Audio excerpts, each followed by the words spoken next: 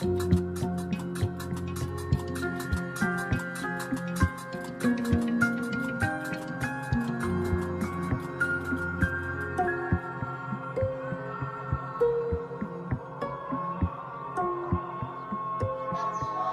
Coran, de l'arabe al-Quran, qui signifie récitation ou lecture, est le livre fondateur de l'islam, une religion partagée par plus d'1 milliard de fidèles dans le monde.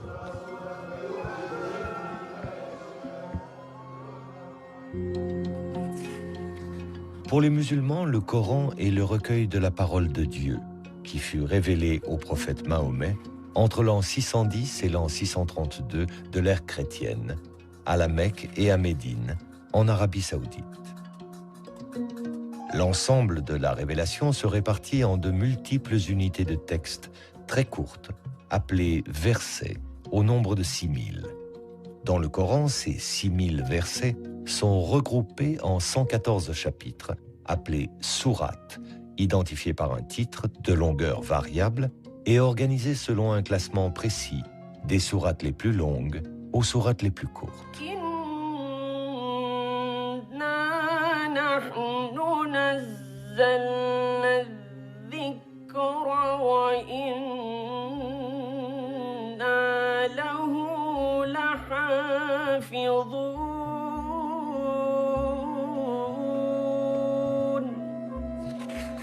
Pour la tradition musulmane, Dieu lui-même est le gardien du Coran.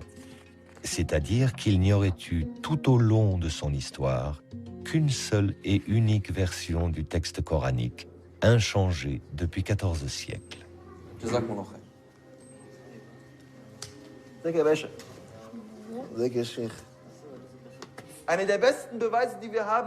L'une des meilleures preuves que nous ayons, c'est le fait que tous les Corans dans le monde entier soient concordants.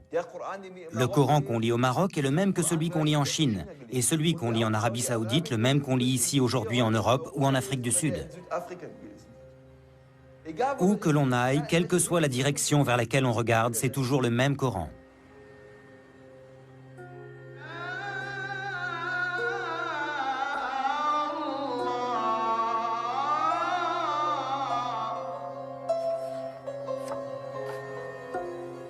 Ce dogme d'un Coran immuable, pilier de la tradition musulmane, allait pourtant être remis en question par des scientifiques européens à la suite d'une découverte totalement inattendue.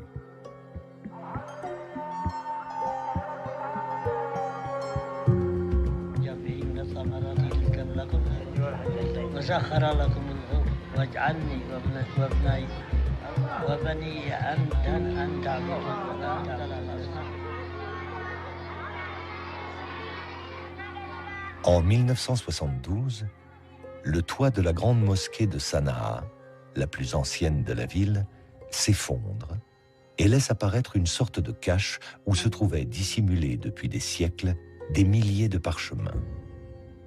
Paolo Costa, un archéologue italien présent lors de la découverte, alerte les autorités yéménites.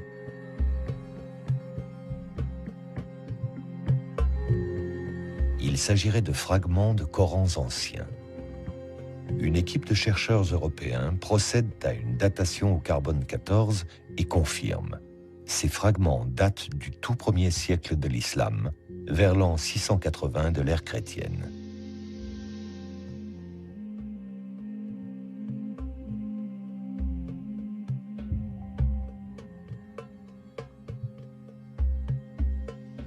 Ce sont les plus anciens manuscrits coraniques connus au monde, avec une écriture très rudimentaire, composée d'un simple squelette de consonnes. Un fonds inestimable aux yeux des scientifiques européens pour la connaissance de l'histoire du livre saint de l'islam. Ce fonds est actuellement en cours d'étude et c'est par ce biais que l'on a eu de nouvelles informations sur la transmission du texte coranique dans les premiers temps de l'islam. Et c'est là où l'on a découvert pour la première fois un manuscrit qui présentait une séquence différente des sourates de celle qui est canoniquement admise.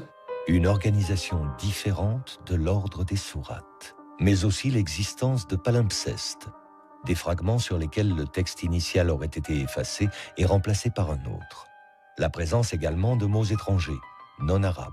En clair, des différences notables par rapport au Coran tel qu'il est aujourd'hui. Le Coran aurait donc eu, comme les autres livres saints, une histoire. Au cours du 1er siècle de l'islam, le texte coranique, son écriture, son organisation, la forme même du livre ont visiblement évolué. Suivant l'expansion de cette nouvelle religion, suivant les conquêtes de nouveaux territoires, l'émergence de versions concurrentes, les jeux de pouvoir religieux et politiques. Une histoire des origines qui s'écrit aujourd'hui entre tradition islamique et analyse scientifique et qui appelle les chercheurs européens et les musulmans à croiser leurs récits et leurs savoirs.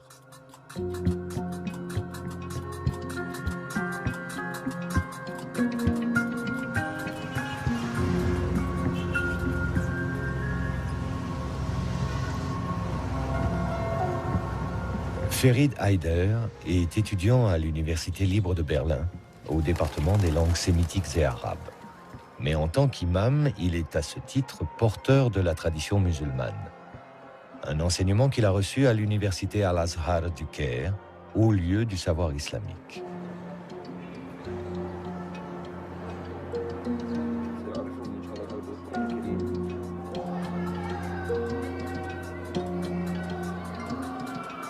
Dans la mosquée, les étudiants venus du monde entier se retrouvent pour des discussions théologiques, un partage de connaissances, et pour la récitation du Coran, comme un écho perpétuel à la révélation faite au prophète Mahomet au tout début du 7e siècle. À cette époque, l'Arabie n'était qu'un vaste désert que parcouraient les nomades et leurs caravanes. L'oasis de la Mecque abritait la Kaaba, un sanctuaire où l'on vénérait encore de multiples dieux, des idoles de pierre. Pourtant, les tribus juives et les chrétiens présents en Arabie diffusaient depuis longtemps déjà l'idée de la foi en un Dieu unique. Parmi les habitants de la Mecque, un homme faisait exception. Il s'appelait Mohammed, Mahomet. Marchand caravanier, âgé d'à peine 40 ans, il avait pour habitude de partir méditer seul dans une grotte. C'est là qu'il a reçu, en l'an 610, sa première révélation. Un homme lui apparut. L'homme marcha vers lui et lui dit « Ikra, lis, au nom de ton Seigneur qui a créé. »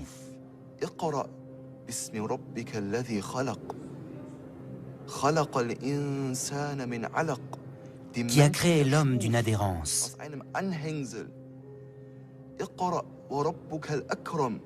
Lis. Ton Seigneur est le très noble.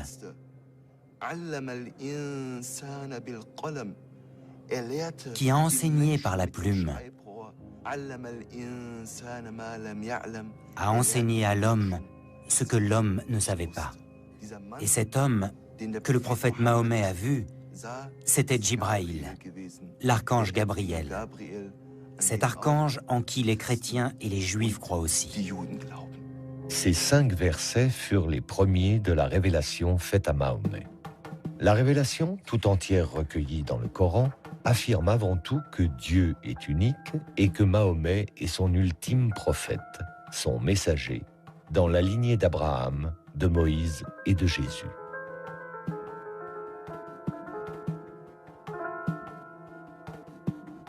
Elle aborde aussi les grands thèmes de la soumission à Dieu, de la récompense des fidèles ou du jugement dernier. Elle annonce enfin la venue d'une communauté nouvelle, celle des musulmans, et édicte les lois qui vont la régir sur le plan des rituels religieux, de l'organisation sociale, de la politique. Au fur et à mesure qu'il les recevait, Mahomet partageait ses révélations avec Khadija, sa femme, puis avec son cousin Ali et ses amis proches, qui allaient former son premier cercle de fidèles, les compagnons. Ensemble, ils apprenaient par cœur chacune des révélations que le prophète continuait de recevoir. Ils les récitaient inlassablement pour ne rien en oublier.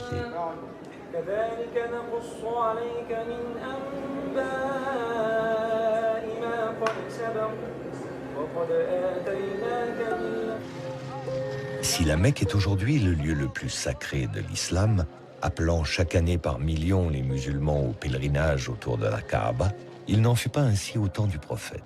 Les Mécois se montrèrent tout d'abord indifférents aux prédications de Mahomet. Mais quand le prophète les exhorta à renoncer au culte païen des idoles, ils se mirent à le persécuter. Mahomet fut contraint de quitter la Mecque. C'est à Médine, une oasis où vivaient de nombreux Arabes convertis au judaïsme, que le prophète s'installa en l'an 622 avec ses premiers fidèles, les compagnons, dont Abu Bakr, Omar, Ousmane et son cousin Ali. Médine fut sacrée capitale du premier État islamique. À la tête d'une communauté nouvelle et dotée d'une puissante armée, le prophète Mahomet partit à la conquête de nouveaux territoires.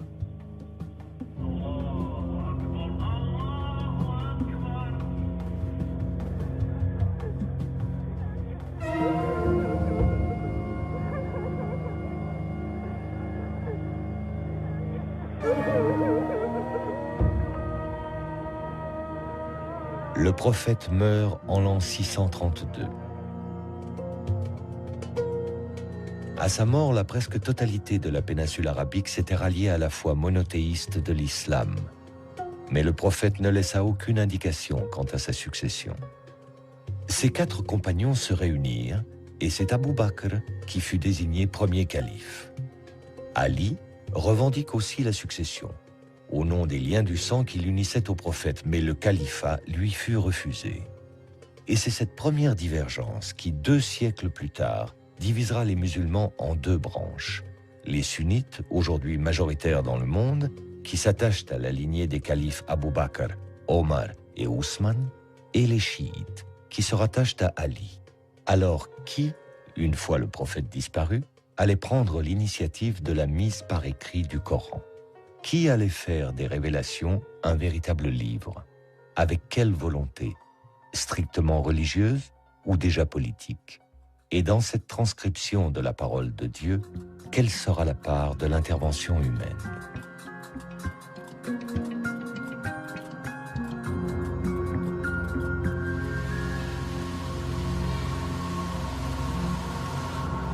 François Desroches est l'un des spécialistes mondiaux de l'histoire des manuscrits arabes. C'est à la Bibliothèque nationale de France, où est conservée l'une des plus importantes collections de manuscrits anciens, qu'il travaille actuellement sur des Corans provenant de Damas et du Caire. En tant que paléographe et codicologue, il applique au Coran une double analyse, à la fois de l'histoire de l'écriture et de l'histoire des codex, les plus anciennes formes de livres reliés.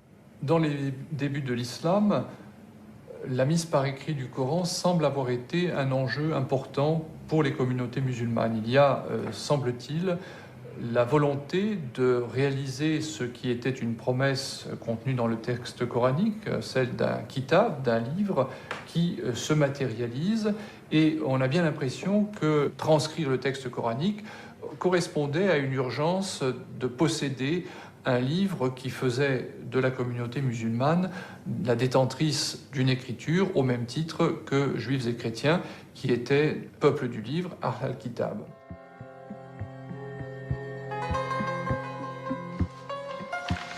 Le manuscrit arabe 328 est l'un des plus anciens exemplaires du Coran aujourd'hui connu. Écrit sur du parchemin, de la peau de mouton, il est daté de la seconde moitié du 7e siècle.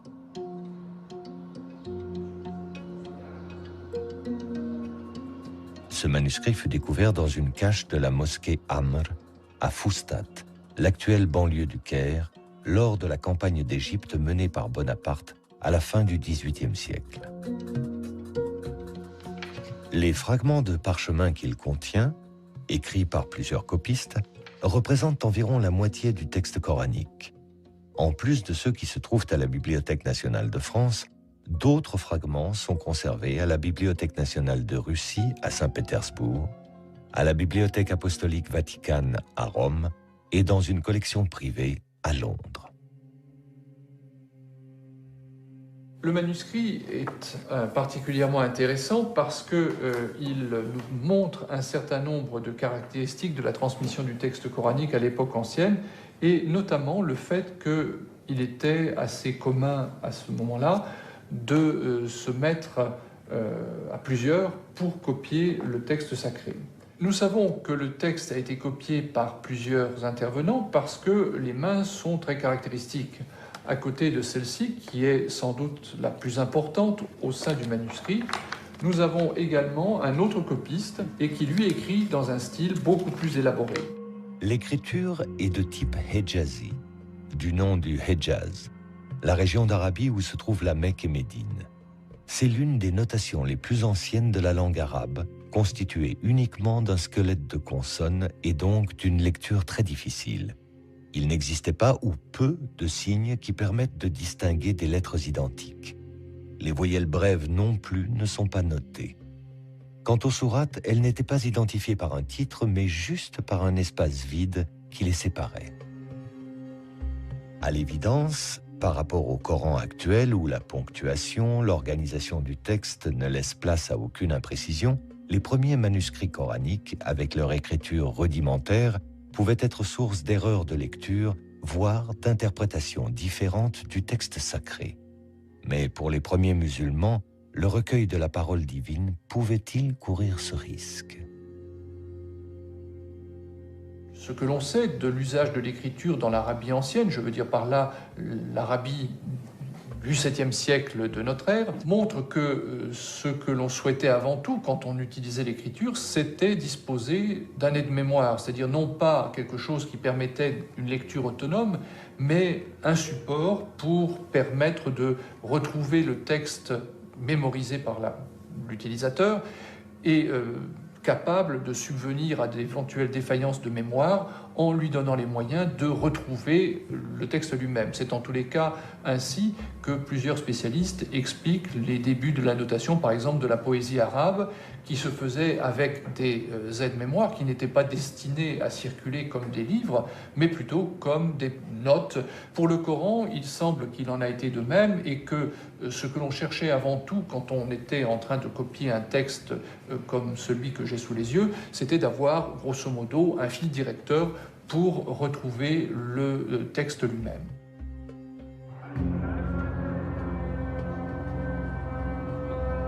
Même utilisée comme aide-mémoire, et malgré ses insuffisances orthographiques, la mise par écrit de la révélation coranique montre la grande confiance que témoignaient les premiers musulmans dans la capacité d'un livre à assurer la sauvegarde de la révélation coranique.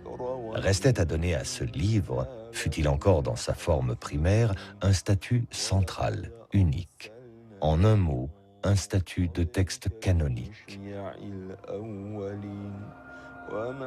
C'est à cette tâche que s'est consacré le calife Ousmane, troisième successeur du prophète Mahomet, et dont le récit de la tradition musulmane a établi précisément les conditions et les enjeux. À l'époque du calife Ousmane, l'empire islamique s'est considérablement étendu. Au nord, vers les provinces de Cham, l'actuelle Syrie, mais aussi à l'est, vers les provinces de Perse, et à l'ouest, vers l'Égypte. Ces conquêtes ont incorporé à l'empire des populations converties à l'islam, mais ne maîtrisant pas la langue arabe. Et voilà pourquoi il y eut parmi les musulmans des désaccords concernant la récitation du Coran, notamment dans des endroits très éloignés de la Mecque et de Médine, ces berceaux de l'islam. Et les musulmans commencèrent à se disputer, en particulier lors de 2 batailles contre les Arméniens et les Azéris. Et l'un des plus proches compagnons du prophète Mahomet, qui portait le nom de Hudayfa, était présent lors de ces batailles. Et quand il s'en revint après avoir vu ces conflits entre les musulmans, il alla sur le champ retrouver Ousmane ibn Affan, qui était le calife de l'époque. Et il dit à Ousmane ibn Affan: « Oh Ousmane, sauve cette Oumma, sauve cette communauté avant qu'elle ne se divise et avant qu'elle ne se dispute au sujet de son livre, comme l'ont déjà fait les Juifs et les chrétiens avant eux.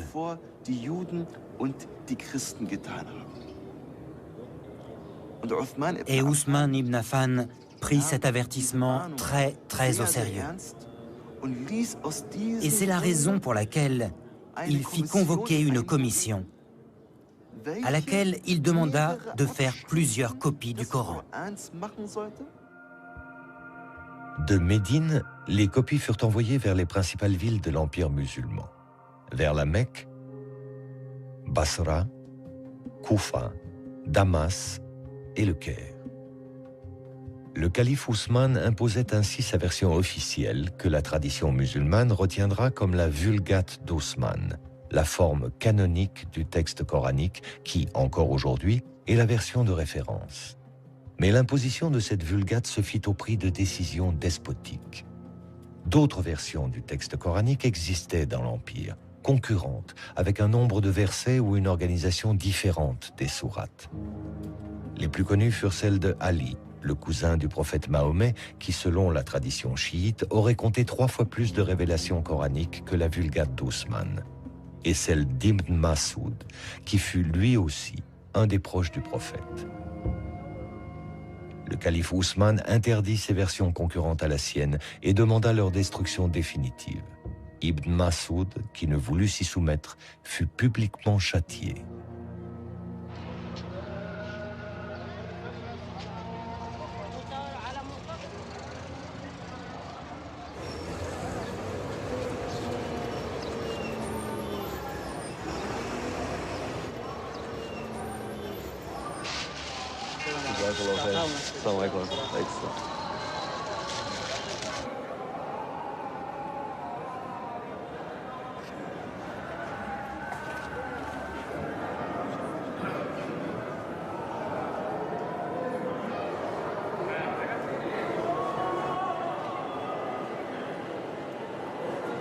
La Vulgate ousmanienne, objet de foi autant que de pouvoir, fut portée au rang d'objet de dévotion par la tradition musulmane.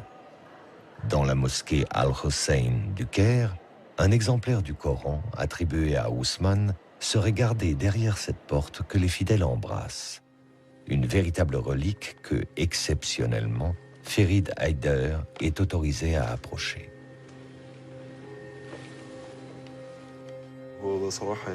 À vrai dire, c'est un très grand moment pour moi.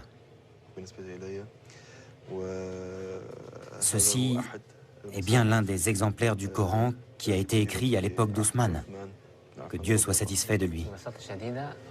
Tout simplement, on s'accorde pour dire que ce Coran est l'une des 6 copies que le calife Ousmane avait ordonné d'écrire. On peut voir les pages et prendre connaissance de cette écriture. Il est grand au nom d'Allah. Il n'y a ni ponctuation ni voyelle. Bismillah.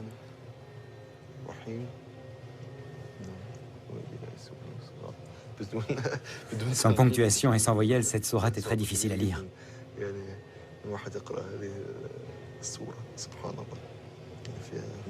Je peux voir la dernière page?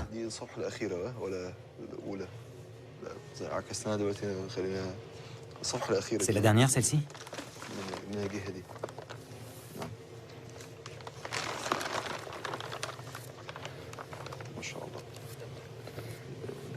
C'est la dernière. C'est la sourate An-Nas, les hommes, n'est-ce pas? Oui, gloire à Dieu. C'est grandiose, c'est incroyable quand on y pense. Que ce Coran ait été écrit de la main de l'un des vénérés compagnons. Que Dieu soit satisfait d'eux. Il y a d'autres informations que l'on doit connaître au sujet de ce Saint Coran? Ce Coran pèse 80 kg. 80 kg, c'est très lourd. Oui, c'est très lourd. Et il fait combien de pages? 1087 feuillets. Combien? 1087 feuillets. Ah.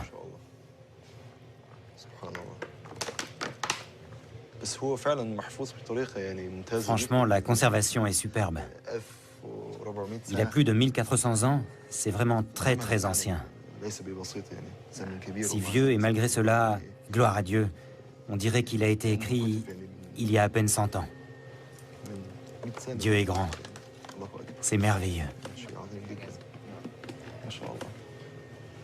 On dit qu'il y a des taches de sang dans ce Coran. Je ne sais pas à quelle page elles se trouvent. Pourtant, elles existent bel et bien, mais j'ignore où.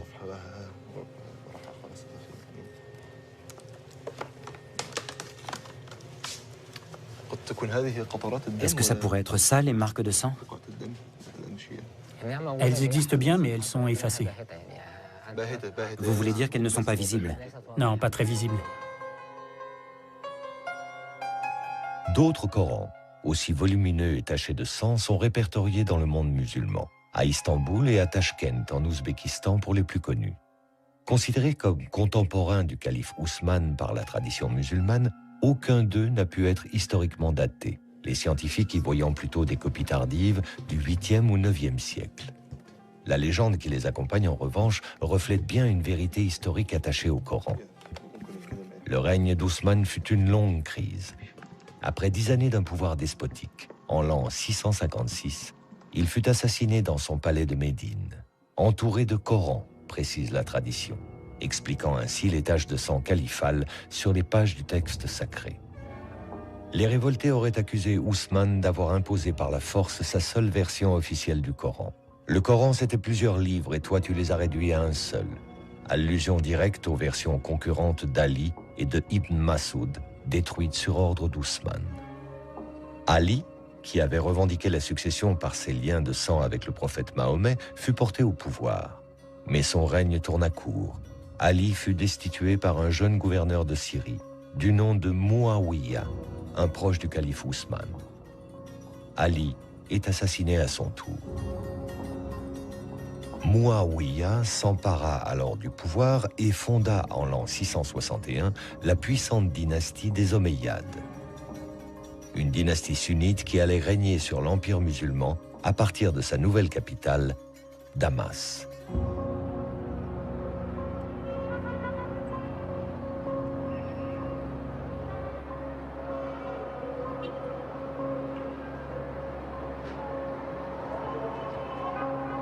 Trente années à peine après la mort du prophète Mahomet, et une fois mise en place une première version canonique du texte sacré par le calife Ousmane, le Coran allait, sous les Omeyyades, entrer dans la seconde phase de son histoire.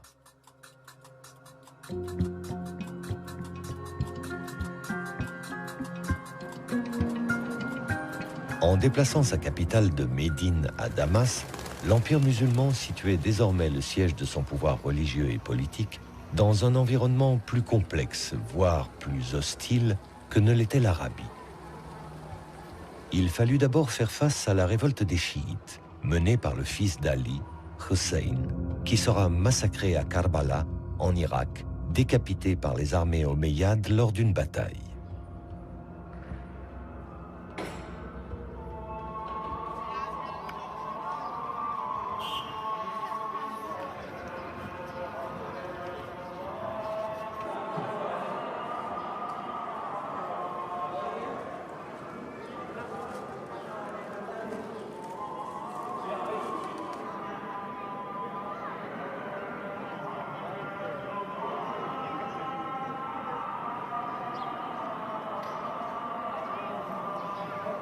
Selon la tradition, la tête de Hussein serait conservée, curieux paradoxe, dans la mosquée même des Omeyyades, relique aujourd'hui vénérée par les pèlerins chiites venus d'Iran.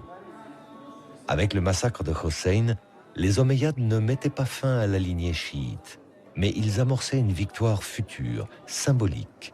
Les chiites allaient reconnaître la Vulgate d'Ousmane comme texte coranique officiel et unique pour l'ensemble de la communauté musulmane.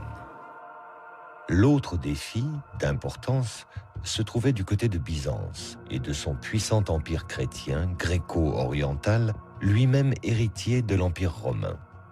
Les conquérants arabes musulmans lui avaient déjà ravi les provinces de Syrie et d'Égypte, mais pour le calife Muawiyah, l'influence de Byzance sur la Méditerranée restait un obstacle pour lui qui voulait porter l'islam vers l'Ifriqiya, la porte de l'Afrique du Nord.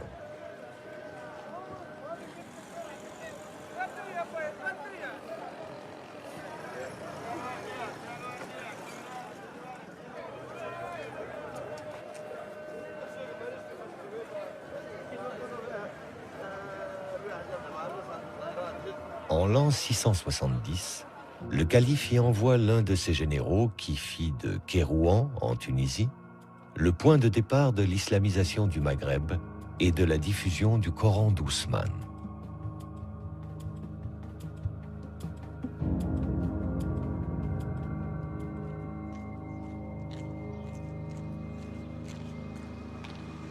Le général y édifia une grande mosquée et les fidèles musulmans nouvellement convertis y furent regroupés autour du seul et unique Coran d'Ousmane.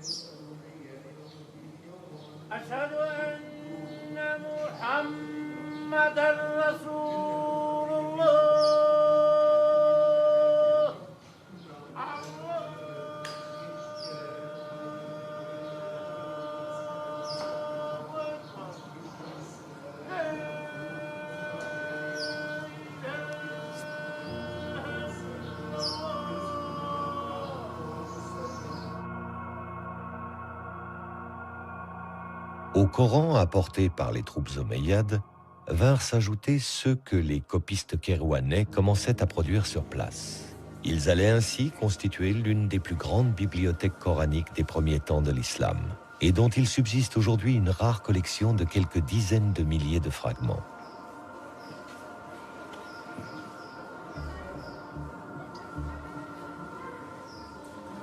Parmi eux, 2 exemplaires historiques de Coran de l'époque omeyyade. Considérés aujourd'hui comme patrimoine de la ville, témoins de l'histoire de Kérouan, l'analyse de ces Corans anciens fut récemment confiée à François Desroches.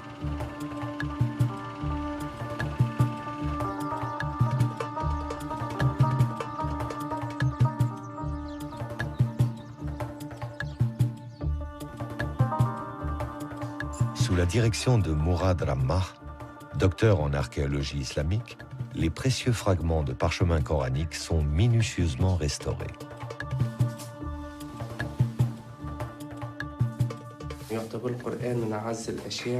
Le Coran est considéré comme l'une des choses les plus précieuses pour la communauté musulmane.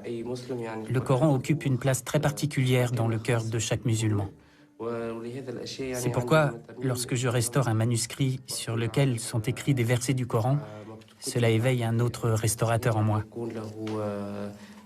Quand je restaure un manuscrit, en général, j'essaie de faire la plus belle restauration possible, de la plus belle forme, pour que le manuscrit se conserve au mieux.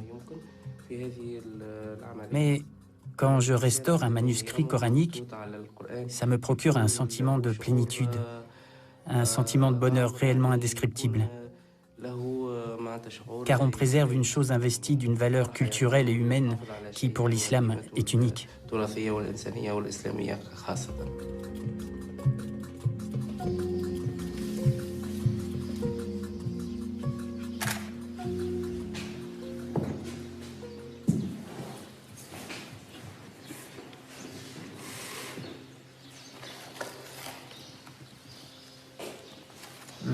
Le style d'écriture s'apparente assez bien à ce qu'on connaît sous le nom d'écriture du Hejaz, le nom de la région où se trouvent les 2 villes saintes de la Mecque et de Médine. De quelle époque vous daterez le cas échéant? C'est le début du 8e siècle et j'imagine que ça pourrait coïncider avec la deuxième phase, disons, de l'installation musulmane à Kérouan. Absolument. Ça aurait pu effectivement être un des moyens d'islamisation du pays avec cette présence d'une collection de Coran à la grande mosquée de Kérouan. Il y a sans doute eu une volonté de faire durer ce manuscrit. On le voit dans ces pages qui ont été repassées pour les rendre plus lisibles. Absolument. Je ne pense pas qu'à Kérouan, dans les manuscrits de la collection, on observe de divergence par rapport à ce qui est la Vulgate osmanienne, c'est-à-dire que les sourates sont dans l'ordre où on les connaît actuellement. On a l'impression effectivement que dans l'histoire, il y a eu une volonté de diffusion de copies de référence qui a été très forte. Là, c'est vraiment tout à fait autre chose. C'est sublime et c'est vraiment grandiose. Si on ouvre une page, on a vraiment la vision de la taille de ce manuscrit qui était impressionnant. Impressionnant, effectivement. Nous disposons de plus de 250 feuillets, alors qu'effectivement, on considère que ce manuscrit, il était constitué de 500 feuillets. Il faut penser 500 pour... Oui, ça représentait un volume énorme. Donc là, même si ça n'est pas forcément exactement le tout début du 8e siècle, c'est vraiment la première moitié. Et c'est un témoignage tout à fait exceptionnel sur la diffusion du texte coranique à cette époque et l'art du livre aussi, parce qu'il faut quand même remarquer cette espèce de saut qualitatif tout à fait impressionnant entre les deux manuscrits. La finesse du trait, on a affaire à des professionnels du dessin, des gens qui sont déjà des enlumineurs qualifiés. Et donc il y a une grande variété de couleurs et de motifs aussi. Oui, ce motif de flèche est assez exceptionnel. La qualité du décor et surtout sa variété, on a l'impression qu'il n'y a pas deux sourates précédées d'un bandeau identique, que ce soit du décor végétal ou du décor davantage géométrique. Oui. Encore aujourd'hui, ça reste un manuscrit impressionnant par sa dimension. On a vu tout à l'heure un autre manuscrit qui était quand même beaucoup plus petit, peut-être qu'une page. On voit bien la différence de valeur et la différence des moyens mis en œuvre. Oui, ça, je crois que c'est un des joyaux de la collection. Absolument.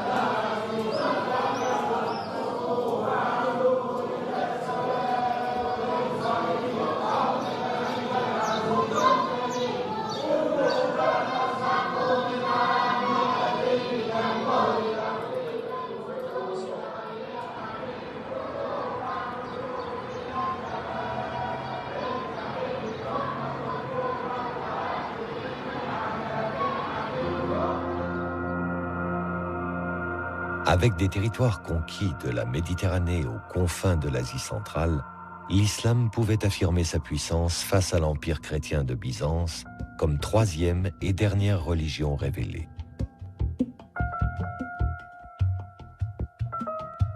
Il lui restait cependant à donner une véritable expression à cette puissance, mais dans une grandeur de l'islam liée à l'histoire du christianisme. L'artisan en sera Abd al-Malik, le calife le plus flamboyant de la dynastie des Omeyyades. Il fit de l'édification des premiers monuments de l'islam et de la réforme du Coran les deux piliers de son règne qui débuta en l'an 685.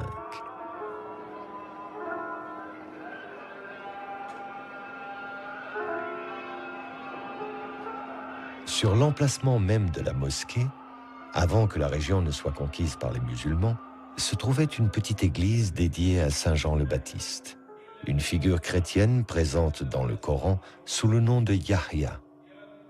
Son tombeau fut gardé au centre de la salle de prière et il est toujours, aujourd'hui, vénéré par les musulmans.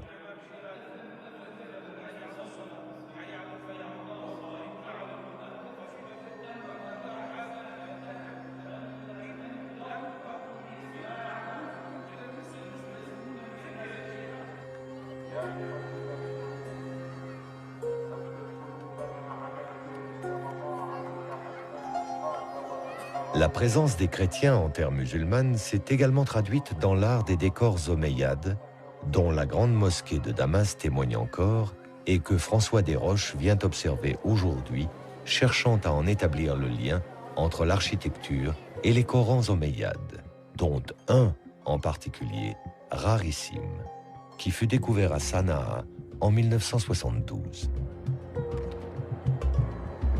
Les décors vont être sans doute la façon la plus directe de percevoir les changements qui sont opérés et qui introduisent une synthèse entre le savoir-faire des sujets chrétiens ou juifs de l'Empire arabe et les besoins des nouveaux maîtres.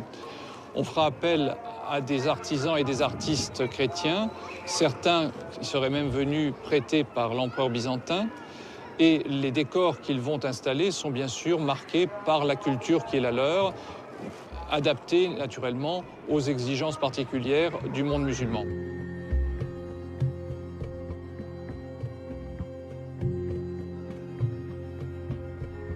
On peut faire des parallèles extrêmement précis entre ces mosaïques chrétiennes dont je parlais à l'instant et les décors des Corans.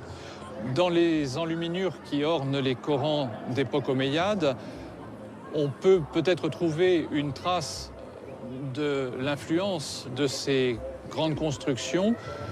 On peut naturellement rapprocher la structure de la grande mosquée de Damas avec cette enluminure qui figure sur la page de droite de ce célèbre fragment trouvé à Sanaa il y a de cela quelques années.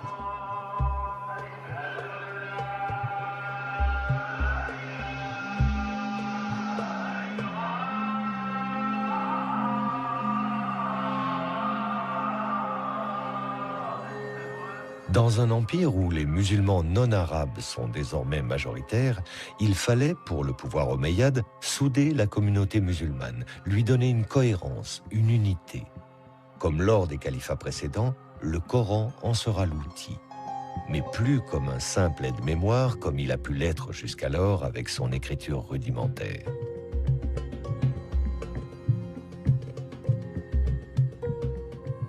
Pour le calife omeyyade Abd al-Malik, l'amélioration de la Vulgate d'Ousmane s'imposait. Au défectueux squelette de consonnes, il fit ajouter des ponctuations très précises. Distinction des lettres similaires, notation des voyelles, indication de prononciation. Ainsi complété, le texte coranique ne pouvait plus prêter à des erreurs de lecture ou à des interprétations contradictoires ou dissidentes. Le calife Abd al-Malik appela les foules musulmanes à ne suivre que ce qu'il imposait comme l'unique version du Coran, celle d'Ousmane, mais au texte désormais définitivement fixé. Et comme le fit le calife Ousmane avant lui, Abd al-Malik fit envoyer des copies officielles dans les capitales de l'Empire.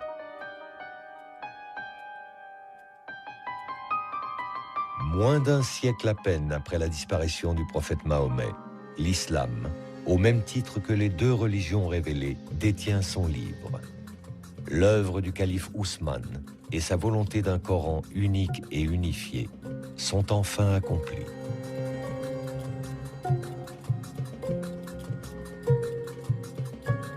La Vulgate d'Ousmane, vénérée par la tradition musulmane, est la seule référence pour l'édition du Coran aujourd'hui dans le monde. Mais l'histoire des origines du Coran n'a pour autant pas encore livré tous ses mystères. Une inestimable collection de photographies qu'on croyait à jamais disparues vient de réapparaître. Entre les années 1920 et 1930, Gotthelf Bergstrasser, un chercheur orientaliste allemand, parcourut la Méditerranée de la Turquie au Maroc en passant par Damas et le Caire jusqu'aux grandes bibliothèques européennes à la recherche de Corans du 1er siècle de l'islam. Il en photographia les pages par milliers, constituant ainsi l'une des plus riches sources d'informations sur l'histoire du Coran. Dans la lignée des grands orientalistes allemands, Gotthelf Bergstrasser avait pour projet d'approfondir la recherche sur le texte coranique. Mais son rêve s'est achevé, en pleine guerre, en 1944. L'Académie des sciences de Bavière a été bombardée. On déclara les archives détruites, anéanties. Les archives de Bergstrasser avaient été en fait volontairement dissimulées, peut-être par crainte à l'époque d'engager une analyse du Coran probablement jugée trop sensible. Retrouvées en 2007, elles ont été confiées à une unité de recherche de l'Académie des sciences humaines de Brandebourg, appelée Corpus Coranicum, et dirigée par le professeur Angelika Neuwirth. Pour elle et son équipe, le fonds photographique de Bergstrasser, par sa richesse, augure de plusieurs années de recherche passionnantes et soulevant l'enthousiasme des scientifiques européens, comme avait pu le faire il y a plus de 30 ans les fragments de Sanaa au Yémen. Que va-t-on découvrir? Quels secrets ces archives vont-elles révéler de l'histoire du Coran au premier temps de l'islam? Il est encore trop tôt pour le dire, mais il est sûr que les archives de Bergstrasser offrent une opportunité nouvelle, exceptionnelle, d'élargir le champ d'analyse du Coran, mais avec une approche, aujourd'hui, partagée entre tradition scientifique et tradition musulmane. Nous essayons toujours de transcrire et d'analyser les manuscrits les plus anciens du Coran, car ils sont d'une plus grande importance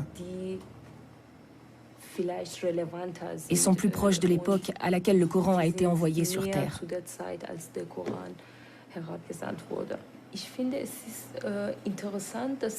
Il me semble intéressant que les musulmans s'impliquent eux aussi dans ces travaux.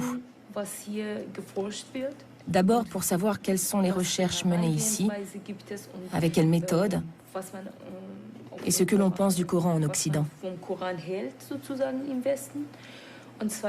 Ensuite, si les musulmans prennent part à ces études orientalistes, cela leur permettra peut-être de faire changer des opinions parfois défavorables à l'islam et au Coran, qui sous-entendent que tout cela est faux et falsifié.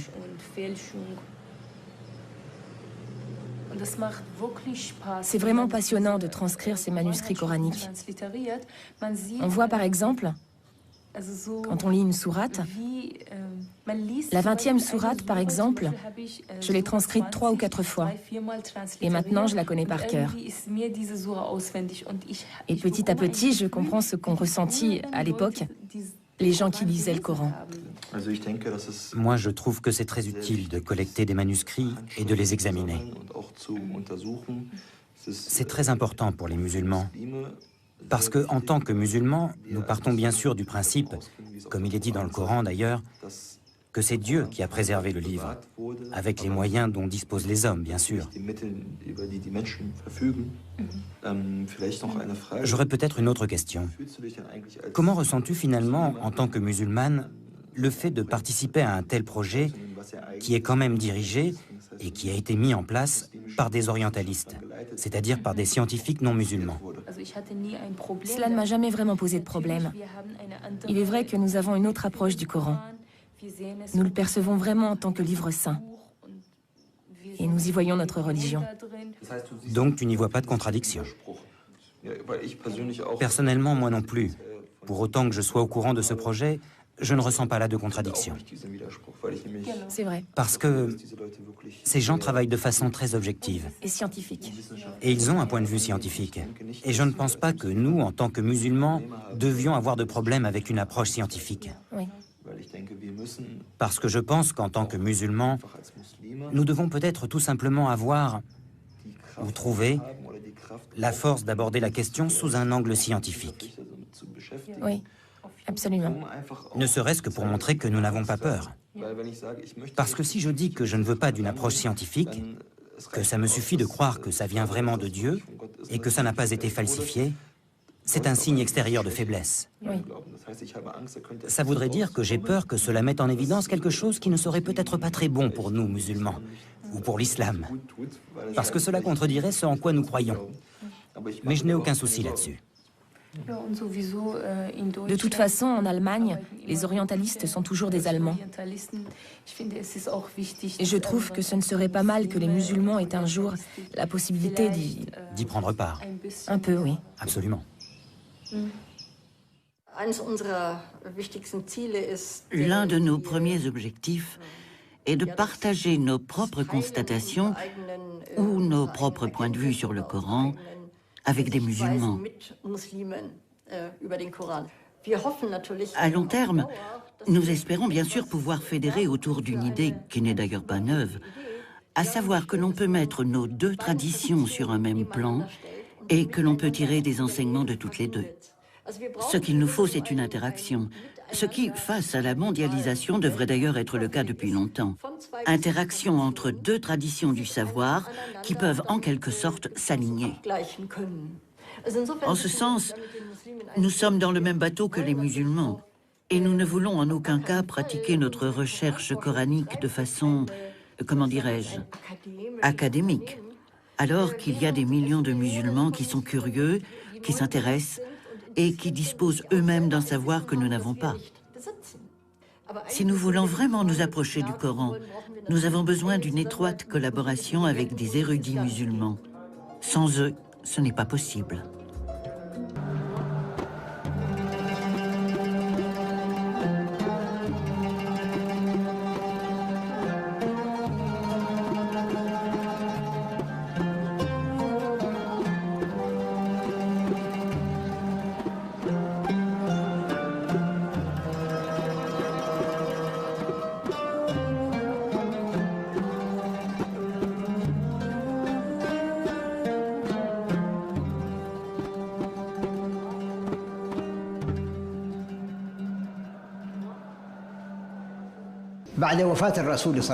Après la mort du prophète, Dieu le bénisse et lui accorde le salut, quelle attitude allait-on adopter?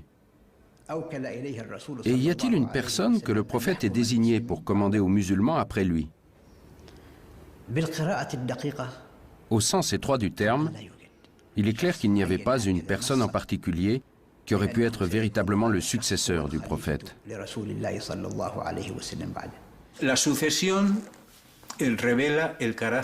La succession met en lumière le double caractère de tout État musulman à venir, le caractère religieux et le caractère politique. Du point de vue religieux, Mahomet ne pouvait avoir de succession, puisqu'il est le sceau de la prophétie. Après lui, il n'y a pas d'autre prophète. Là où il peut y avoir succession, c'est dans le domaine politique, succéder au guide, au leader de la communauté. Là, il y a eu un litige. Je ne dirais pas un conflit. Les partisans de Médine, bien sûr, ont dit « Ce pays est le nôtre et nous avons donné asile aux émigrés. Il serait donc normal que la succession nous revienne. » Un homme entra dans la mosquée et dit « Les Médinois se sont réunis dans le vestibule des Saada et ont fait allégeance à Saad, leur chef. » Abou Bakr se leva et sortit avec Omar, laissant Ali auprès du prophète. En entrant dans le fameux vestibule, ils y trouvèrent réunis tous les Médinois qui leur parlèrent ainsi. « Nous voulons nommer comme chef l'un des nôtres. Choisissez-en un parmi vous, un prince, et de cette manière tout le monde sera content. » Abou Bakr prit la parole, et après avoir cité tous les versets du Coran faisant l'éloge des Médinois, il ajouta « Mais vous savez que le prophète a dit « La fonction de présider appartient aux Mécois Koraïchites. » Les partisans médinois s'écrièrent « S'il faut absolument un Koraïchite, nous désignerons Ali, le gendre du prophète.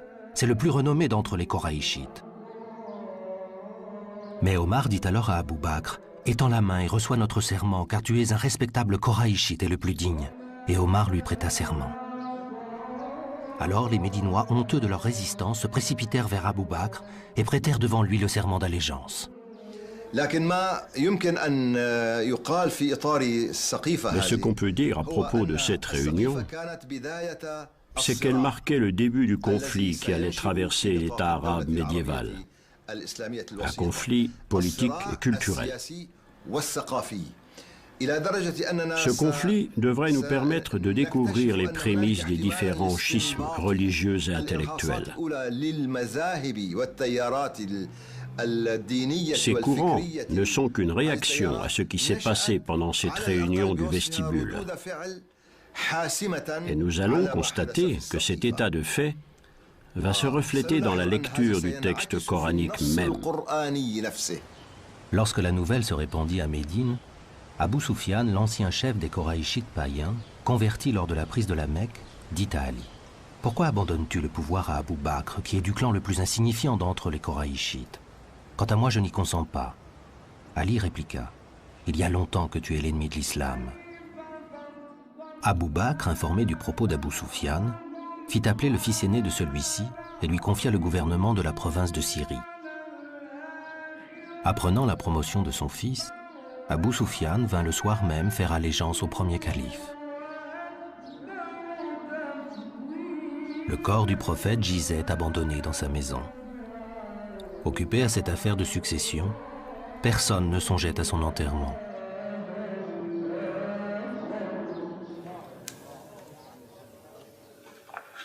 Quel héritage Mahomet a-t-il légué en tant que prophète? À sa disparition, il y a d'une part des fragments d'un Coran dispersés dans tant de mémoires de compagnons, et d'autre part le souvenir de ses gestes et paroles, les hadiths. Il faudra attendre longtemps, 2 siècles, pour que les souvenirs du personnage seulement humain de Mahomet soient élaborés en cette énorme institution hadith, ou tradition prophétique. Cette institution de hadith prendra une place telle qu'elle aura quasiment la même autorité que le texte révélé, le Coran. L'islam sera alors peut-être indûment ce jeu de miroir entre la parole de Dieu et ce qui la rend humainement audible, la parole du prophète sacralisée dans le hadith. Une des erreurs concernant le prophète qui a contribué à la pétrification de l'islam durant les siècles qui ont suivi, c'est la sacralisation des hadiths, c'est-à-dire de ses paroles et de ses faits et gestes. Les sunnites considèrent tous les compagnons comme des témoins infaillibles et presque comme des demi-dieux. C'est ce que je pense et j'espère ne pas me tromper, car ils les considèrent comme des guides qui ne se trompent jamais, et ceci n'est pas une vision objective. Il faut être réaliste. Même les compagnons du prophète étaient d'abord des politiques. Quand le prophète est mort, on s'est réunis chez les Saada. Et ceux qui étaient chez le prophète et qui ont entendu parler de cette réunion s'y sont précipités. On dit que le prophète n'a été enterré que 3 jours après sa mort. C'est historique. Donc la vision objective, c'est celle du Coran qui considère les compagnons comme des êtres humains qui peuvent commettre ou non des erreurs et que Dieu jugera. Donc les politiques se partageaient le pouvoir et luttaient pour l'avoir. C'est dans ce contexte que des hadiths ont été rajoutés, qui donnent un caractère surhumain à un simple individu qui disait « Je ne suis qu'un homme ». La tradition insiste sur le fait que Mahomet distinguait bien, quand il parlait, l'ordre du révélé et les paroles qui étaient les siennes en tant qu'homme. Il interdisait que celles-ci soient d'une manière ou d'une autre consignées. Pourtant, beaucoup plus tard, à la lumière de cette affaire de succession, un hadith va opérer comme un symbole et devenir une jurisprudence politique. بقولكم قصة صغيرة حدثت مع السيدة فاطمة بنت رسول الله عليه الصلاة والسلام مع سيدنا أبو بكر اللي هو الخليفة الأول من خلفاء الرسول عليه الصلاة والسلام. القصة إنه المسلمين كانت غنائمهم كبيرة كتير من خيبر، وكان الرسول عليه الصلاة والسلام له حصة من هي الغنائم اللي هي كانت أرض فدك، وأرض فدك معروف إنه هي أرض خصبة فيها أشجار مثمرة وما إلى ذلك. فبعد وفاة الرسول عليه الصلاة والسلام راحت السيدة فاطمة إلى أبو بكر الصديق باعتباره الخليفة الأول لرسول الله وبإيده أمر المسلمين كلهم.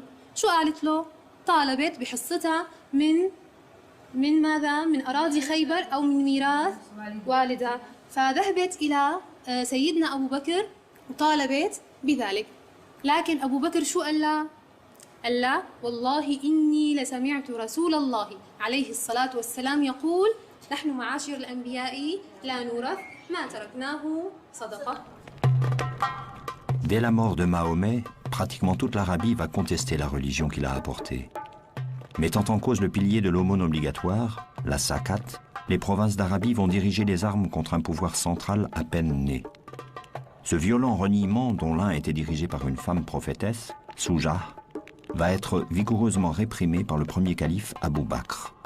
Telle sera la seule réalisation de son court mandat, qui aura duré 20 mois.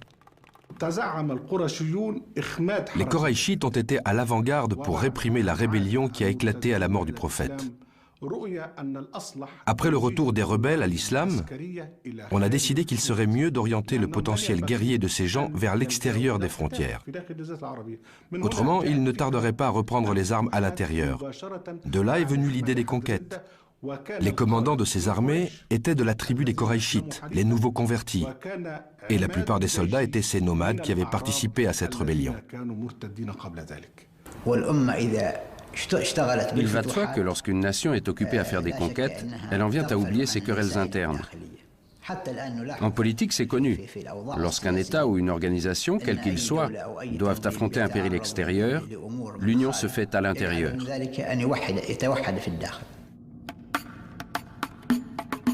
Deux puissances sont considérées comme opposées à l'islam. La Byzance chrétienne trinitaire et la Perse zoroastrienne. Face à ces deux adversaires, les musulmans vont donner un autre sens à la notion de djihad. Jusque-là, notion générale qui désignait dans le Coran et pour Mahomet n'importe quel combat contre le mal, que ce mal soit en soi-même ou partout autour de soi.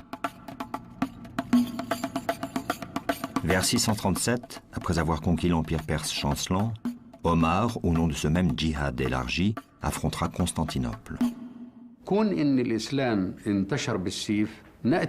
au fait que l'islam se soit répandu par la force, si nous cherchons dans le Coran pour voir si l'islam ordonne l'utilisation de la force, dans les versets du Coran et la Sunna, la tradition du prophète, nous voyons bien qu'il n'y a aucune obligation à se convertir à l'islam. Aucune contrainte. Quand le Coran parle des objectifs du combat, il dit « Combattez dans la voie de Dieu contre ceux qui vous feront la guerre.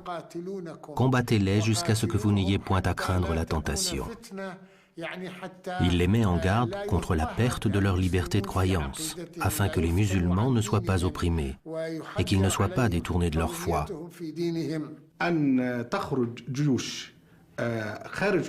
Mais lorsque les musulmans sortent de leurs frontières et donnent à choisir entre la conversion,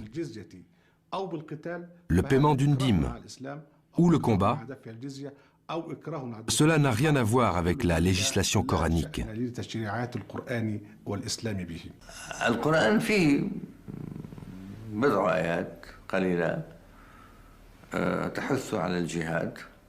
Dans le Coran, il y a quelques versets qui incitent au djihad. Les croyants se battent sur la voie de Dieu. Cela veut dire que lorsqu'ils conquièrent des pays, ils commencent par proposer l'islam. S'il est accepté, ils y entrent pacifiquement. Sinon, ils entrent par la force.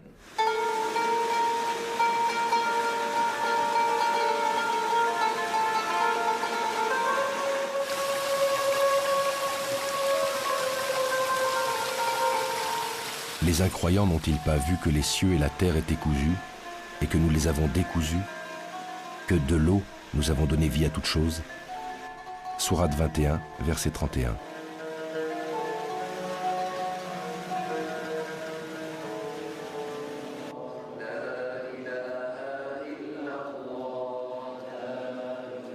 Omar fonde l'administration à l'image d'un véritable État. Il institue une fiscalité, devient un mythe de la justice directement rendu par le chef. Après 10 ans de califat, Omar mourra assassiné par un esclave tueur à gages. Si le Coran a recommandé la consultation générale, Shura, dans tout ce qui concerne les affaires publiques, y compris la désignation du pouvoir suprême, Omar a laissé un testament politique désignant seulement 5 notables qui nommeront son successeur, le 3e calife Othman. La carte de l'expansion sera jalonnée par les tombeaux des compagnons combattants, qui deviendront des lieux d'attachement et de souvenir à l'islam originel, celui de Mahomet.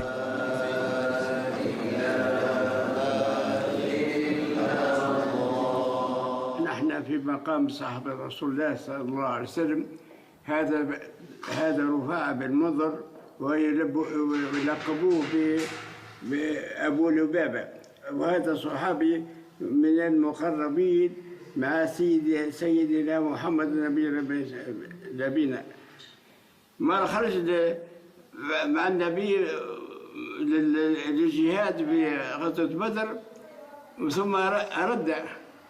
ثم رد من ثنية قال يا أبا لبابة أرجع للمدينة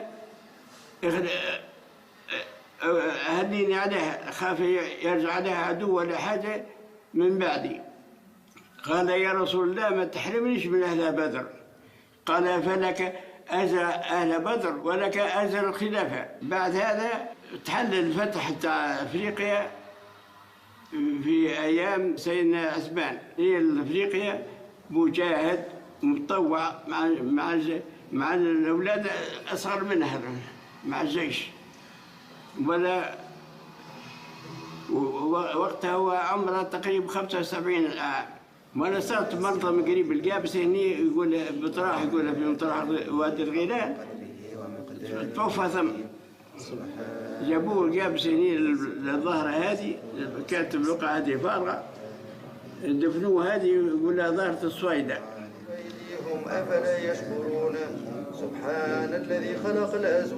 Au fur et à mesure que les conquêtes se poursuivaient, la mort sur les champs de bataille de nombreux compagnons, témoins des faits et gestes du prophète, rendait urgente une tâche délicate, la compilation du Coran. Il faut se souvenir que le Coran s'est transmis d'abord oralement. Les musulmans, même aujourd'hui, comprennent et considèrent le Coran comme un phénomène oral, avant de le considérer comme une réalité textuelle. C'est la récitation qui est l'expérience la plus authentique et la plus profonde que l'on puisse avoir du Coran.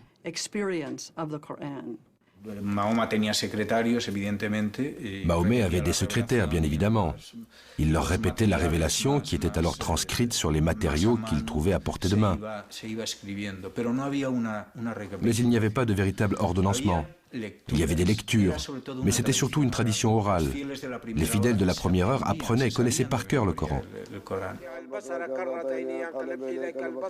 Le souci de rassembler ces fragments épars du Coran originel dicté par le prophète a sans doute été celui d'Abou Bakr, puis d'Omar. Ils ont certainement l'un et l'autre tenté d'en faire un recueil.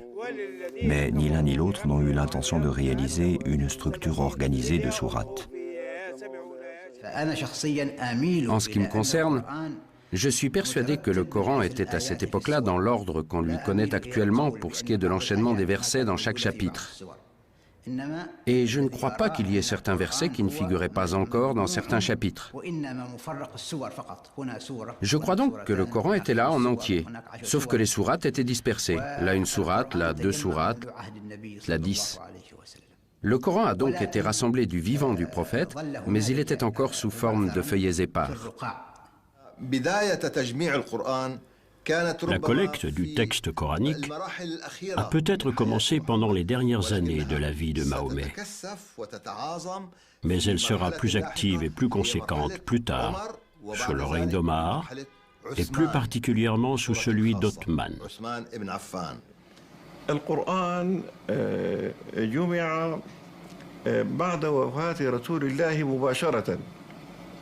Le texte du Coran a été rassemblé juste après la mort du prophète. En effet, lors de la rébellion de certaines tribus arabes, de nombreux compagnons qui avaient mémorisé le Coran étaient tombés en combattant, en martyrs. On craignit donc que la perte de ces mémoires vivantes n'entraîne la perte d'une partie du Coran.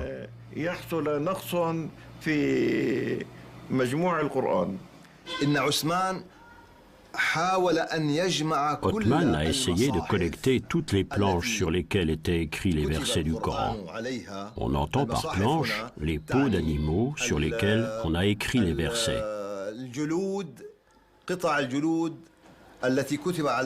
Il a donc rassemblé tout cela pour pouvoir choisir et il a constitué le Coran. C'est ce qu'on appelle le Coran d'Othman. Puis, si l'on en croit les chroniques, il a détruit le restant des planches.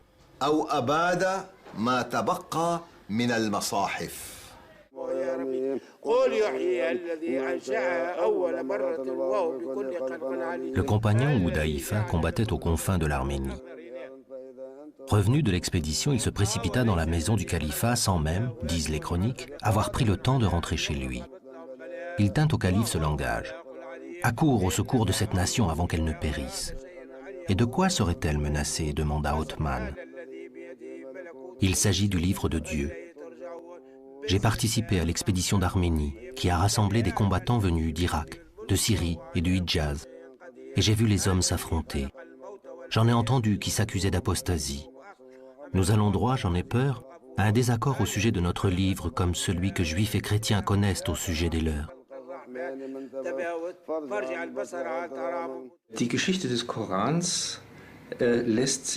Il est impossible, aujourd'hui encore, d'écrire clairement l'histoire du Coran. Nous avons des versions très détaillées qui nous viennent de la tradition islamique, mais il y a à l'intérieur du Coran des éléments qui indiquent qu'il n'a pas été écrit d'un seul jet.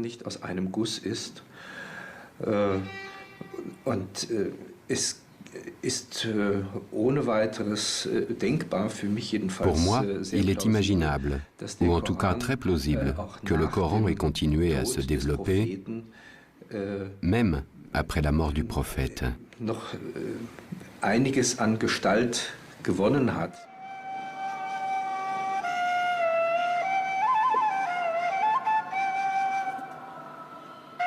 Louange à Dieu, souverain de l'univers, le clément, le miséricordieux, souverain au jour de la rétribution. C'est toi que nous adorons, c'est toi dont nous implorons le secours. Dirige-nous dans le sentier droit, dans le sentier de ceux que tu as comblés de tes bienfaits, de ceux qui n'ont point encouru ta colère et qui ne s'égarent point. Première sourate, la Fatiha.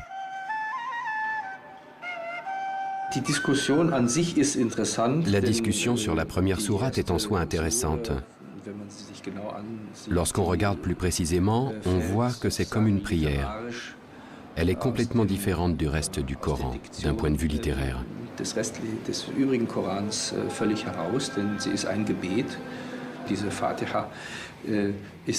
Cette Fatiha, cette ouverture, n'est sûrement pas apparue après Mahomet.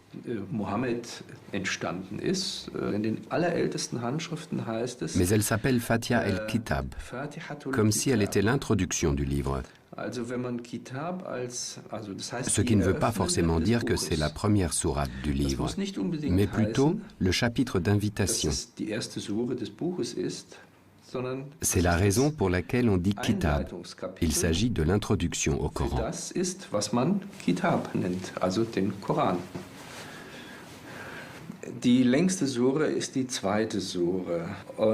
La plus longue des sourates est la seconde. Or, si on observe sans parti pris cette sourate, on s'aperçoit que c'est un assemblage de répétitions, un assemblage de sujets qui s'entrechoquent brutalement. On pourrait presque dire que cette sourate donne l'impression de réunir tous les versets laissés pour compte dans la rédaction du Coran.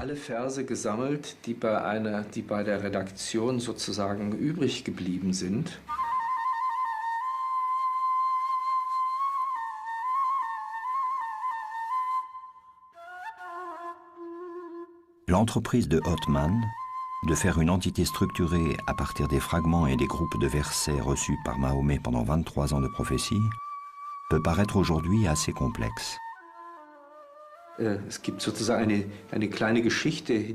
Il y a pour chaque verset du Coran une sorte de petite histoire qui raconte comment cette révélation est advenue. Ainsi, nous pouvons dire que nous connaissons sa continuité historique. Pourquoi n'a-t-on pas suivi cet ordre historique dans le plan du Coran ? Le texte, tel que nous le connaissons, est le reflet d'une décision, d'une mise en ordre, qui sont pour une bonne part artificielles. L'ordre choisi n'est pas inhérent au matériel narratif, au matériel coranique lui-même. Les sourates sont disposées, dans une large mesure, de la plus longue à la plus courte. Mais on aurait aussi bien pu faire l'inverse.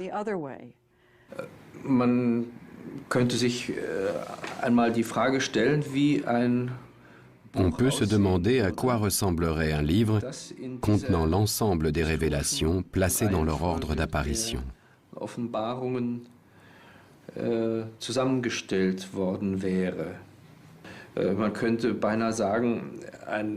On pourrait presque dire qu'un ordonnancement historique du Coran inverserait l'ordre actuel qui est basé, entre guillemets, sur la longueur des sourates.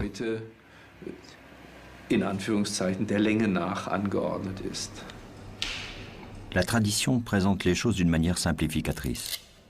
Othman, initiateur de ce grand projet, en vertu de sa position de calife, désignera une commission de 5 anciens secrétaires du prophète. Il énonce la règle qu'une citation soit attestée par 2 compagnons irréprochables, comme étant un passage du Coran, et la voici consignée comme telle. Pourtant, déjà à l'époque, tout n'allait pas de soi. Ainsi, par exemple, à l'initiative de Othman, un passage du Coran jusqu'alors considéré comme une seule sourate sera scindé en deux. L'une des deux sourates portera le nom de sa tribu, Quraysh. C'est un exégète fort connu, Ibn Kathir, qui l'affirme ainsi, pour donner à sa tribu glorieuse le privilège d'une sourate portant son nom dans le Coran. La structure voulue par Othman a ceci d'étrange qu'en offrant une infinité d'entrées à ce livre, elle le rend sujet à toutes les interprétations possibles. D'aucuns disent qu'il y a là une raison majeure qui a conduit à l'assassinat de Othman.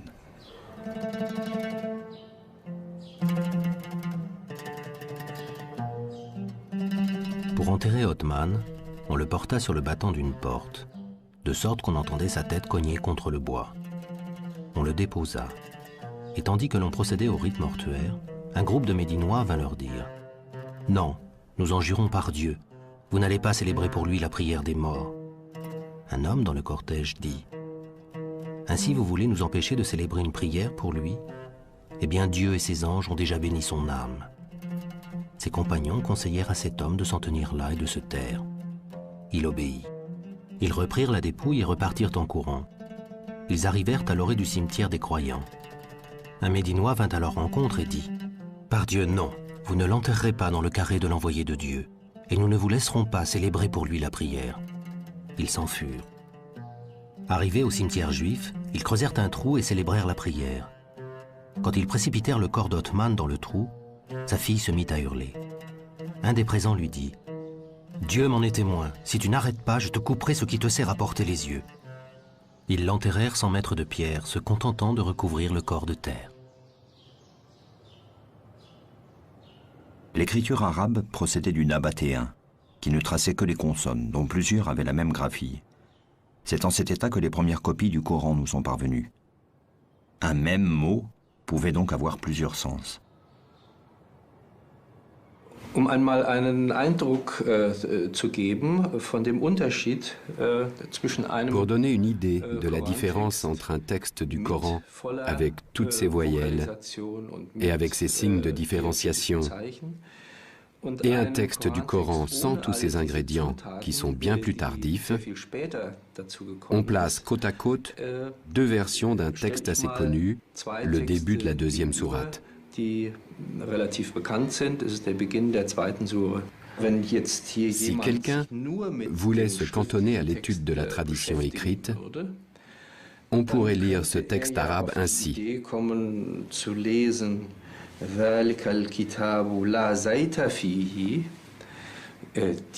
livre ne contient pas du tout d'huile d'olive.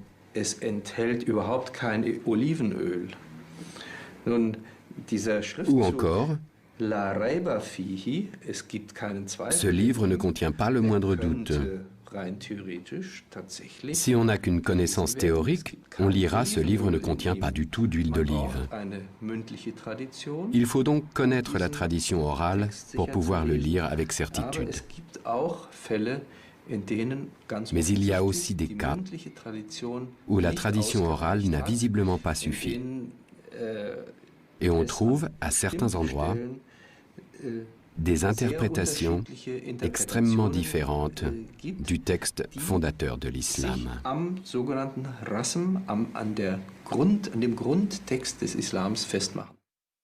Nous n'avons envoyé avant toi, dit le Coran à Mahomet, aucun apôtre auquel Satan n'eût suggéré des erreurs dans la lecture d'un livre divin.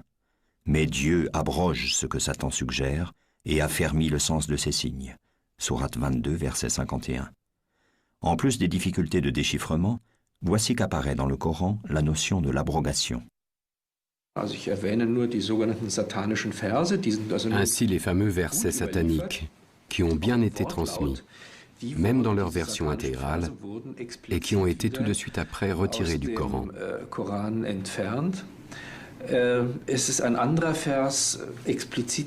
Il y a un autre verset qui a été éliminé, le verset de la lapidation, qui est en outre fondamental pour les juristes.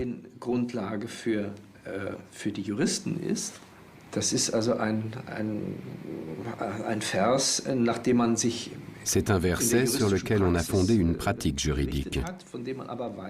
Mais on sait que le prophète l'a fait ôter du Coran. Le vieux et la vieille adultère, lapidez-les jusqu'à ce que mort s'en suive. Tel est le châtiment que Dieu leur réserve. Verset retiré du Coran.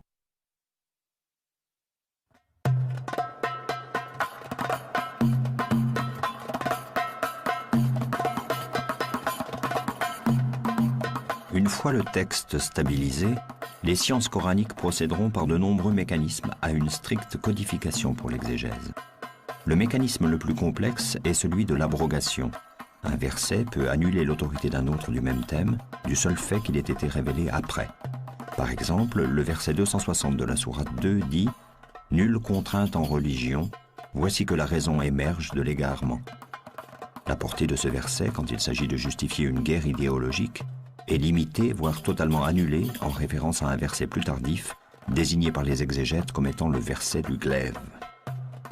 Les mois sacrés expirés, tuez les idolâtres partout où vous les trouverez. Faites-les prisonniers, assiégez-les et guettez-les dans toute embuscade. Mais s'ils se convertissent, s'ils observent la prière, s'ils font l'aumône, alors laissez-les tranquilles, car Dieu est indulgent et miséricordieux. Sourate 9, verset 5. Le Coran est clair, mais cette clarté est devenue obscurité. Nous l'avons abrogé. Il n'y a pas de contrainte en religion. Jésus dit dans l'Évangile, « Lequel de vous allumera une lampe et la mettra sous le boisseau ?» Il doit la mettre à un endroit élevé pour qu'elle éclaire le monde entier. Le concept « nulle contrainte en religion » est la lumière qui éclaire le monde. Et nous avons abrogé cela. Nous nous sommes abrogés. Nous avons abrogé les prophètes. Nous avons abrogé l'esprit humain avec la pratique de la contrainte. C'est un crime à l'encontre de l'homme, à l'encontre de Dieu et à l'encontre de l'histoire. En islam, il n'y a pas de différence entre la sphère du profane et la sphère du religieux, entre ce qui est à César et ce qui est à Dieu. La charia, la loi coranique, veut que Dieu gère tous les rapports qui règlent la cité des hommes. La législation ici dessine les champs du licite et du permis. Étant donné que Mahomet est le sceau des prophètes et qu'il a été envoyé à toute l'humanité, en quoi sa prophétie est-elle différente des autres prophéties? Les lois de l'Ancien Testament ont été édictées pour des situations particulières. En revanche, les lois édictées dans le livre de Dieu à Mahomet sont fondées sur le principe des limites. Pour bien vous expliquer cela, prenons par exemple un terrain de football. Ce terrain a des contours extérieurs. Le jeu se passe à l'intérieur du terrain et si le ballon sort, l'arbitre siffle. Il y a des règles du jeu sur le terrain, mais il y a des milliards de possibilités de jeu. Par exemple, il a dit « Vous couperez les mains des voleurs, hommes ou femmes ». La limite du châtiment, c'est le fait de couper la main. Mais en dehors de cela, il y a des millions d'autres possibilités. Mais gare à ne pas dépasser la limite, car alors tu deviendras un barbare et un sauvage.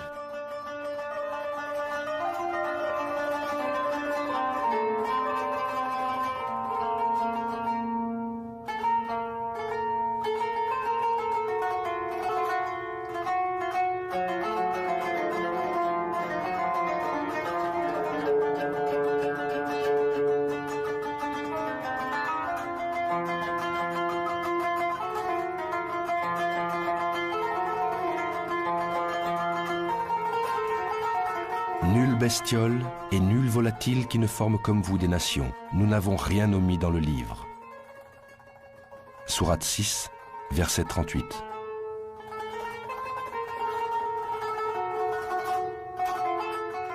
Dieu n'a rien omis dans le livre, sauf que la perception des prophètes, comme de tous les humains, est soumise à des lois naturelles de compréhension. Et c'est là que peuvent apparaître l'erreur, l'illusion et l'équivoque. Comme il est dit dans la sourate 3, verset 5, « C'est lui qui t'a envoyé le livre. » Parmi les versets qui le composent, les uns sont explicites, ce sont la matrice du livre, les autres sont équivoques. Entre les deux planches de la couverture du livre, tout est la révélation reçue par Mahomet. Tous ces versets sont mis ensemble, puisque tous ont été révélés à l'envoyé de Dieu.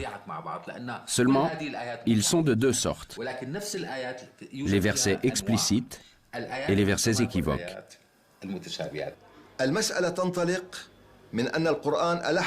Coran, dans un verset, insiste sur le fait qu'il y a des versets équivoques, c'est-à-dire ambigus, et des versets dont l'énoncé est clair et le sens absolu. Ce verset est l'un des plus importants dans le Coran. Et il a ouvert une porte que plus personne ne peut fermer à une lecture ouverte du texte coranique.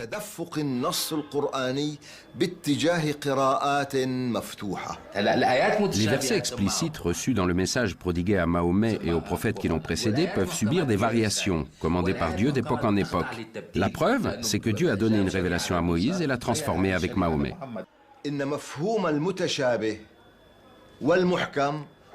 Le Coran ne désigne pas explicitement quels versets sont équivoques et quels versets sont explicites. Le Coran ne les définit pas de façon absolue. Leur signification reste ouverte. En conséquence, ce verset, dont le but était de différencier entre équivoque et explicite, est lui-même équivoque, c'est-à-dire ambigu, ce qui élargit l'horizon du texte coranique.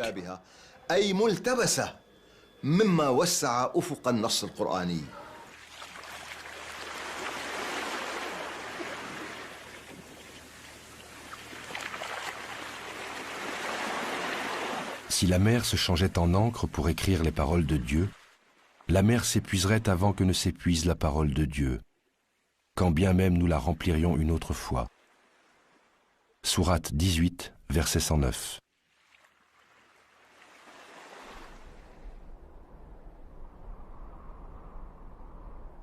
En 656, après la mort de Othman, de très nombreux points de fuite vont se dessiner à l'occasion de la Fetna, la sanglante guerre civile du début de l'islam. Empêché de gouverner, le 4e calife Ali, cousin et gendre de Mahomet, conclura cette ère de califes clairvoyants qui ont marché sur les pas du prophète. Le pouvoir sera désormais essentiellement, sinon totalement, politique. Pendant un siècle au moins, et à partir de là, il s'exercera sous la menace des révoltes et des scissions qui donneront naissance aux principales doctrines, sunnisme, chiisme, kharidjisme. Par-delà ces dissensions, la figure de Mahomet se maintient vive et comme encore présente dans les cités, les villages et chez le petit peuple. Portrait du prophète, d'après Tabari. Il était de taille moyenne, ni très grand, ni très petit. Son teint était d'un blanc rosé, ses yeux étaient noirs. Les cheveux de sa tête étaient longs et lui allaient jusqu'aux épaules, ils étaient noirs. Sa barbe qui entourait tout son visage était bien fournie. Son nez était droit, ses dents écartées. Son cou était blanc, son dos était charnu et robuste. Entre les deux épaules, il avait une excroissance de la grandeur d'un dirham, entouré de poils non clairsemés, mais touffus. Au fil des siècles, l'islam de Mahomet ira à la rencontre des peuples du monde. De l'Espagne à l'Inde, de Byzance au Maghreb, de la Perse aux profondeurs de l'Afrique et de l'Asie. C'est toute une civilisation riche de savoir, de science, de culture et de spiritualité qui se bâtit. Aujourd'hui, plus d'1 milliard d'hommes et de femmes se réclament d'un même livre, le Coran, d'un même prophète, Mahomet, et d'un Dieu unique qu'ils partagent dans le message de Moïse et de Jésus, au-delà des conflits et de l'ignorance, avec d'autres femmes et d'autres hommes.